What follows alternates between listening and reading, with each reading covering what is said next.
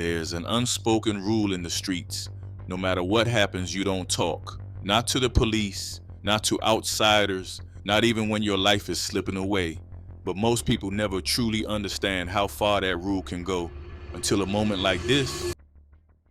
One night, a feared gang leader stepped out of a neighborhood mini-mart and walked straight into an ambush. Gunfire erupted. Chaos followed. Somehow, despite multiple gunshot wounds, he staggered toward help, still conscious, still breathing, still able to speak. Officers arrived expecting answers. Witnesses waited for names. Instead, what they got was something far more confusing. His statements shifted, his words raised doubts, and even in his final hours, the truth stayed locked behind silence. What followed wasn't just a murder investigation. It became a tangled story of loyalty, revenge, and contradictions that would stretch on for years, leaving one haunting question behind.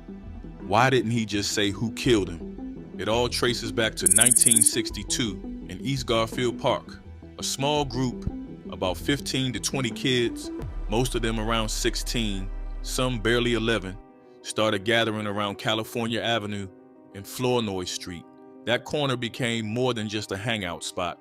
They planted themselves, claiming ground that stretched as far as Sacramento Boulevard. The name that would echo for decades came from a 16-year-old named Thomas Diablo Wells. He wasn't just talking, he was setting a tone. He made it clear they weren't tied down to one block, one corner, or one enemy. They were going to move wherever they wanted, whenever they wanted. Between that mindset and the fact they were posted outside a place called Zion Travelers Church, the name locked in. From then on, they were known as the Travelers. At that time, the early 60s, streets were already shifting. The Vice Lords were moving into East Garfield Park and quickly building power. Before long, they were running things. But the Travelers weren't built to fall in line. Even with the dominant force rising around them, they carved out their own identity as one of the first major black gangs to claim that neighborhood. And they didn't stay in one place. True to their name, they moved constantly. They would slide into North Lawndale, stepping right into conservative Vice Lord territory, especially around the area known as Holy City. That kind of movement wasn't casual. It was risky, bold, and it built a reputation. These weren't guys who stayed safe. They went where they wanted, and over time, that turned into a name people respected and watched closely. The original lineup was tight, and every name carried weight. Thomas Diablo Wells stood at the front as founder and first leader. Earl Frank was right there with him, along with Picho and Pinky, who handled enforcement. Then came names that would ring out across the streets: Darius, Ray Charles Edwards, Bobo, John J.J. Jones, Snowball, Lemon, Leonard Hackett, Big Fred Possum, Duke, Bro Daniels, Pedro, CDP, Indian, Demetrius, Chuck Montgomery, Deep, and Peabody. The younger generation had its own structure too, with Gregory Keys and John Coat Daniels leading the Pee Wee Travelers alongside Eddie Wells. As time moved on, not all of them stayed locked into the streets full time. Some built lives outside of it while still keeping ties. A repairman for Montgomery Ward, and even had his own company truck. That truck turned into a quiet asset, sometimes used during operations or as a way to move people when things got tense. He never fully disconnected, staying loyal well into the 90s. Clarence Clinkscales took a different route, rising as an international union organizer, but still kept his connection alive with the Travelers. Looking deeper into their roots, the Travelers weren't just random young guys forming something out of nothing. Their foundation came straight out of the Vice Lords. Earl Frank had already made his name as the founder of the California Vice Lords, personally backed by Edwin Perry to establish a chapter in East Garfield Park. Thomas Wells himself had history as an Albany Vice Lord. These were experienced figures, not rookies. That background gave the Travelers structure, influence, and credibility from day one. Earl Frank led the group until 1966, though history sometimes mixes up identities. The nickname Ugly Frank often gets attached to him, but that actually belonged to Thomas Wells' younger brother. In a story like this, details matter and names carry weight. In 1966, leadership shifted. Earl Frank stepped aside and handed control to Thomas Wells. That move meant something because Frank's reputation carries serious influence. His standing from the California vice lords helped legitimize the travelers, opening doors that wouldn't have been accessible otherwise. That same reputation helped get the travelers officially recognized within the vice lord organization, with backing from Pepelo Perry and approval from Bobby Gore. Gore in particular respected the name because it reflected exactly how they moved, back and forth across territories from California and Flournoy to Holy City. Thomas Wells' time leading didn't last long. Within about 9 months, he moved out to Howard Street in Evanston. By 1967, with Wells gone, Darius Ray Charles Edwards stepped up. Unlike his predecessor, Edwards stayed in that position for years, giving the group a longer stretch of steady leadership. By the late 60s, the Travelers started expanding their presence in a different way. In 1968, they formed their first baseball team, calling themselves the Question Marks. It wasn't just for show, they were good. The team gained so much attention that by 1969, they had to create another squad, this one carrying the Travelers' name directly. Around that same period, a young kid named Neil Wallace was coming up. Born April 3rd, 1956, he entered the picture right as the group was transitioning into a new era, bridging the late 60s into the early 70s. It was a moment where the foundation had already been laid and the next generation was getting ready to build on it. Around 1980 or 81, the TVLs went through a major transition. Ray Charles stepped down and the crown moved to a mid-20s rising star named Neil Wallace. This wasn't some quiet handoff. This was a full elders vote, and the old heads chose Neil because he had that rare mix of confidence, charm, and natural leadership that made people follow him without hesitation. His presence was so strong that some in the nation called him the King of Kings, the Lord of Lords. He carried the title of king, but he never drifted from the older generation's blueprint. He stayed grounded, stayed respectful, and kept things aligned with the old school principles he learned from the elders. Neil wasn't just running a gang, he was shaping culture. He brought hip hop into the neighborhood before the rest of Chicago was even paying attention. His record store and game room became community hubs, places where kids battled in breakdancing competitions instead of the streets. He pushed programs that actually helped people, like a free breakfast initiative on California Avenue that made sure local kids had something to eat in the morning. And his influence went way beyond the TVLs. The entire neighborhood respected him. Parents trusted him. Younger guys listened to him because he pushed a different message. Stay in school, get a trade, build something real. He wasn't flawless. Nobody in that world was. But he definitely wasn't the cartoon villain people like to paint gang leaders as. He wanted to uplift his community, not tear it apart. Around that same time in 1981, the far South Side was facing its own shift. Down in the Riverdale neighborhood, Altgeld Gardens was starting to feel the weight of rising crime and outside gang influence. The conservative vice lords and black gangster disciples were already active. The traveling vice lords officially set down roots. And when they arrived, they came heavy. They built a major presence in the projects right away. What made Altgeld unique is that the TVLs and CVLs actually kept a strong alliance through the 80s and 90s. Instead of beefing, they worked side by side and made serious money together. As time passed, a lot of those old TVL buildings eventually got taken over by the black disciples. Even so, the TVLs never fully disappeared. Parts of their influence still linger in the gardens today. Then came 1984, a big year for Neil Wallace. He made a strategic move and combined the old question marks and the original Travelers baseball squad into a single new powerhouse called California Gold. This wasn't just about playing ball. Andrew "Bay" Patterson played a key role, using the team as a way to guide young travelers, give them structure, and keep them busy with something positive instead of getting swallowed up by the streets. California Gold wasn't just a team anymore. It turned into something deeper. For a lot of them, it was a lifeline, a sense of pride, proof that Neil and his people were really trying to build something bigger than all the madness surrounding them. But outside that little pocket of hope, the streets were heating up fast. By the fall of '86, things were already at a boiling point.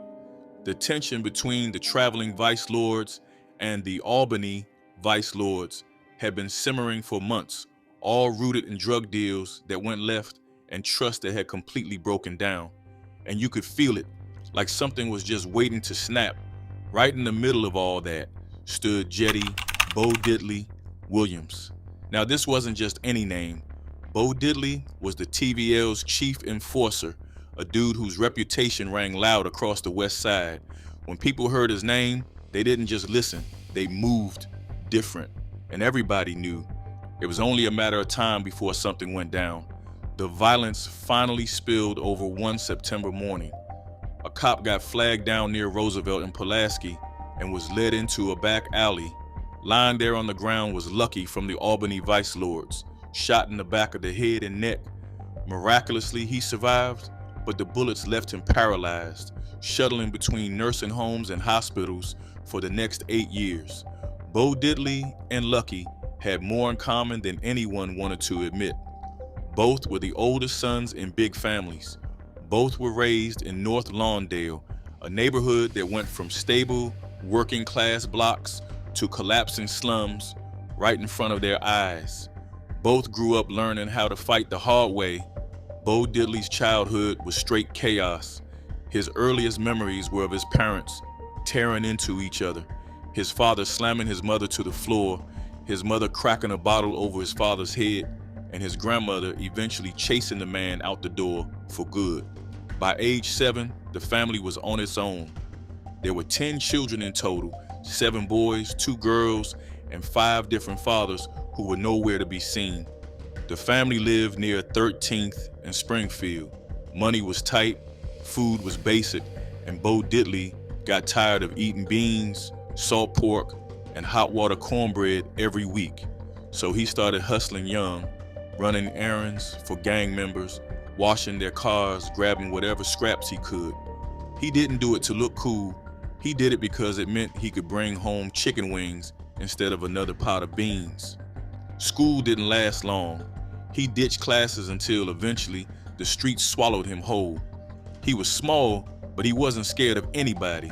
If someone tried to punk him in a dice game, he'd snap back without hesitation. At first, he got beat up a lot, but once he found his stride, he started putting down boys twice his size. By his early teens, he was rolling with the unknown vice lords, pushing amphetamines and quaaludes before stepping up to heroin. But at 17, everything collapsed. He started snorting the product, got hooked, and ended up shooting a woman during a robbery. That guilty plea earned him 10 years. He made parole after 4 and jumped from the unknowns to the traveling vice lords, one of the few times the travelers ventured off the West Side. Inside the vice lord hierarchy, rank ran from 1 to 5 stars. Bo climbed quickly. He earned every stripe by handling extortion, discipline, and whatever business needed to be handled. He hit 5 stars and became the personal chief enforcer for King Neil Wallace.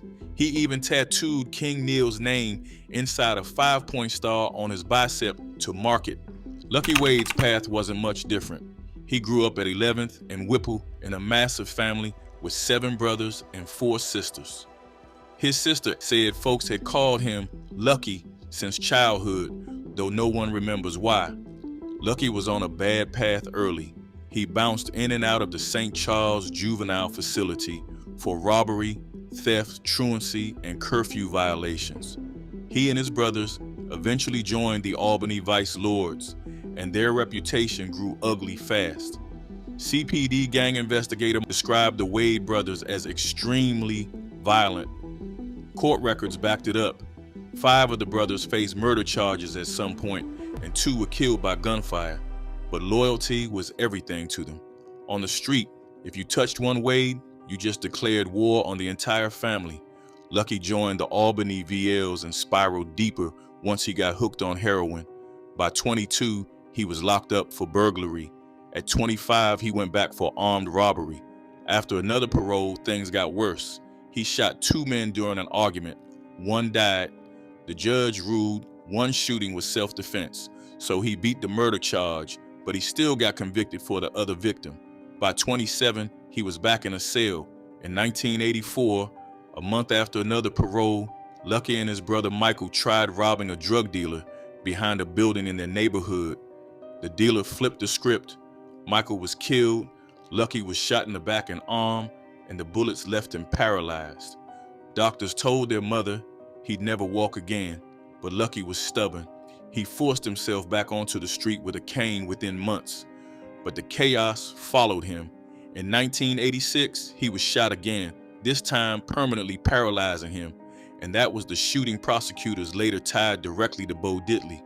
After the shooting, Detective Cronin tried to catch Lucky at the hospital for an interview, but there was nothing to get.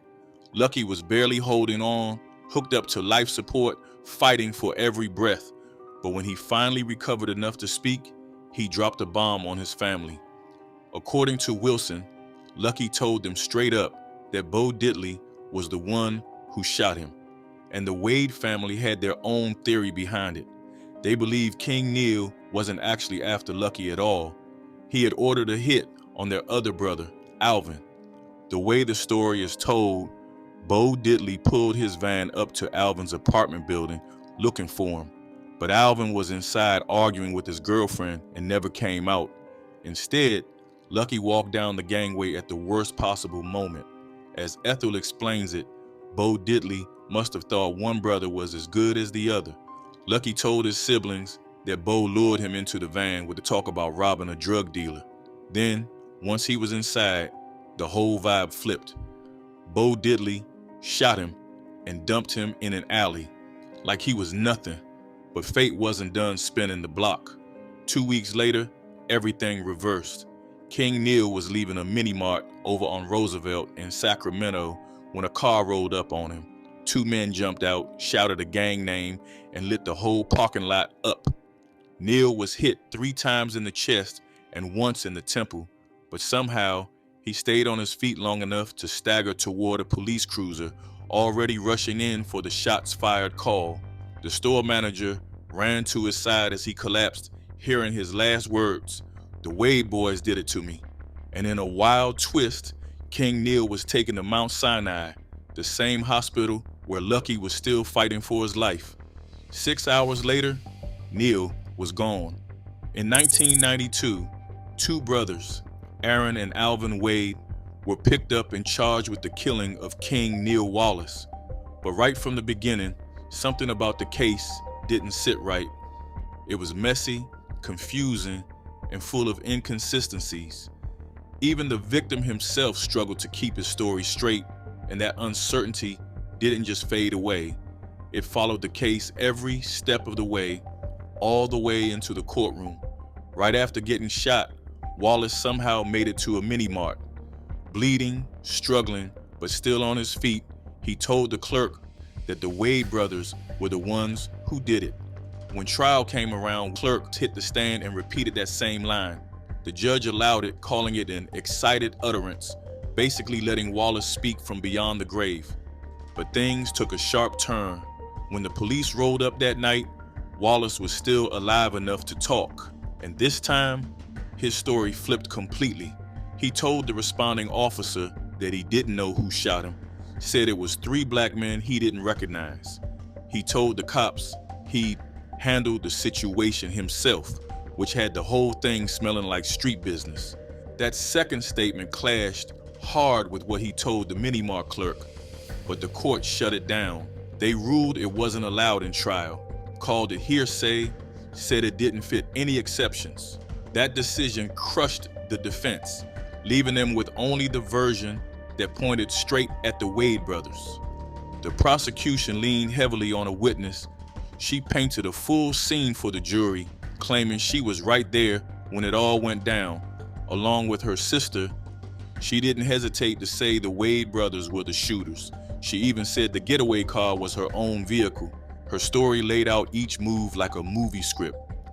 Alvin stepped out first and talked to Wallace. Then Aaron walked up and shot Wallace in the head. And according to her, this wasn't random. She said it was revenge because Wallace led a rival crew and had allegedly greenlit a hit on Wade's brother. The defense came at her hard. They pointed out how her story had shifted since she first talked to the grand jury. They pushed her personal motives too, saying she was still grieving her uncle's death and was trying to direct her pain somewhere. The goal was clear: make the jury question every word she said.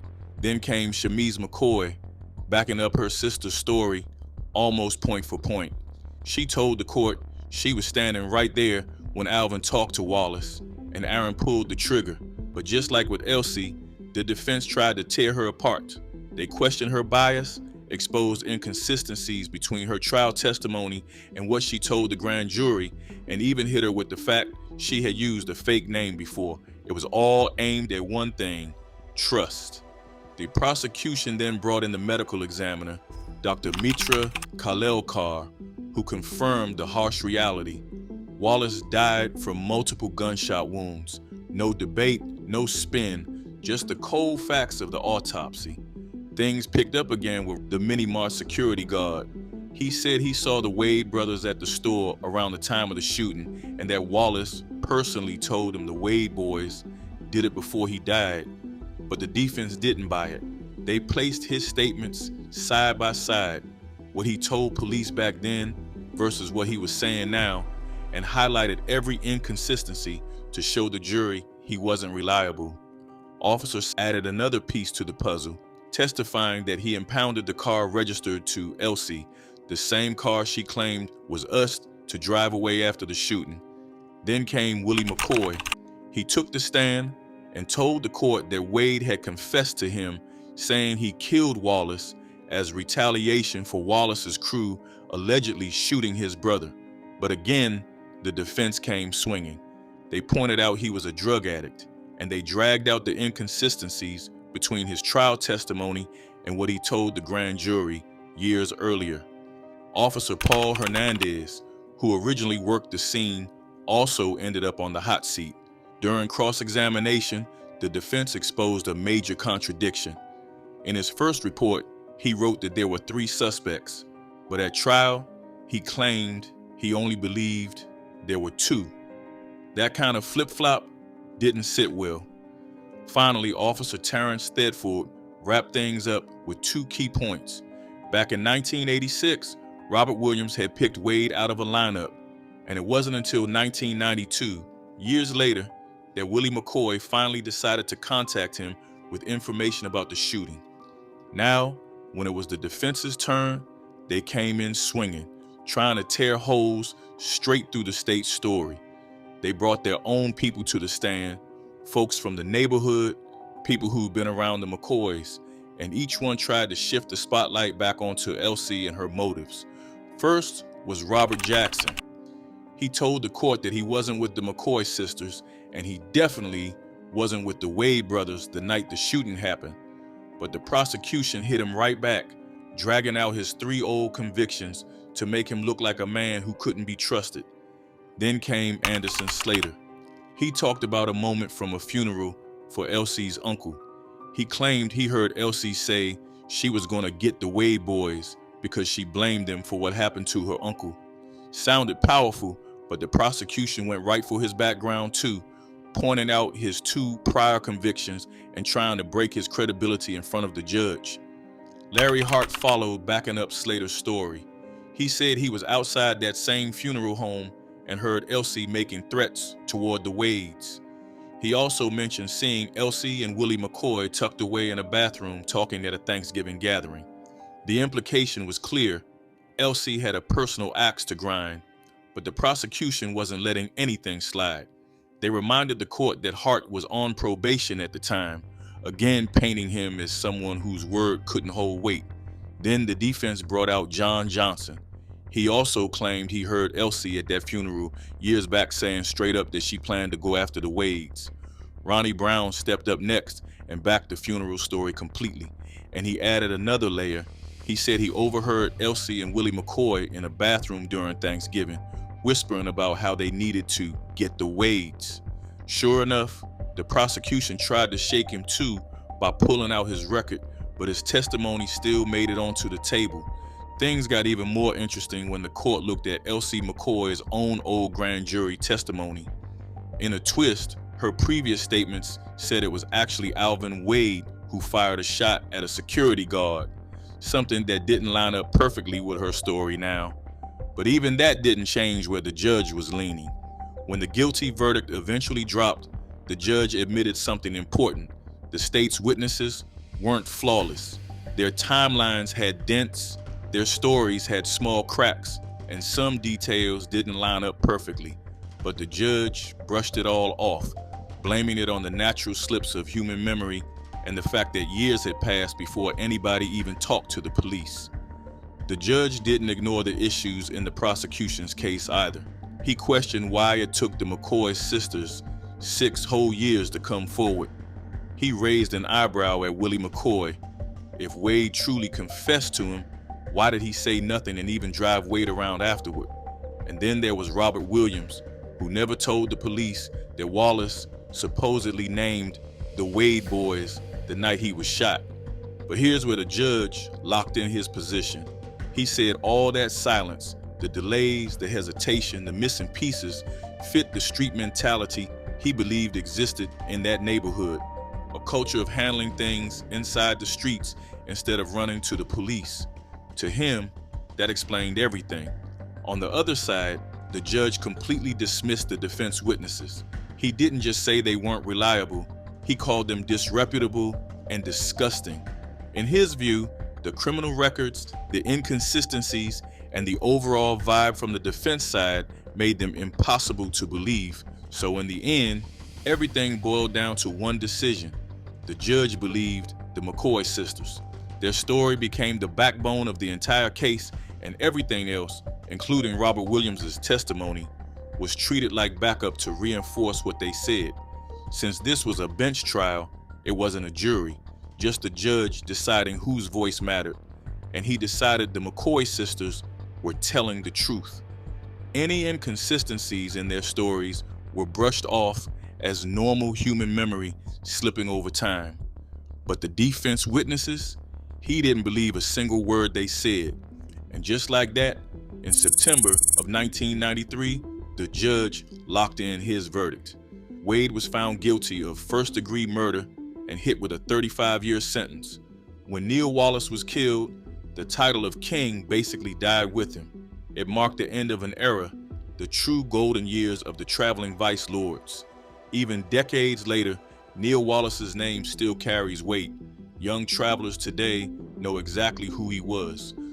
For years after his death, through the late 80s and into the 90s, you couldn't walk far on the west side without seeing King Neil or King Neil sprayed across walls, alleys, and buildings. His name stayed alive in the streets long after he was gone.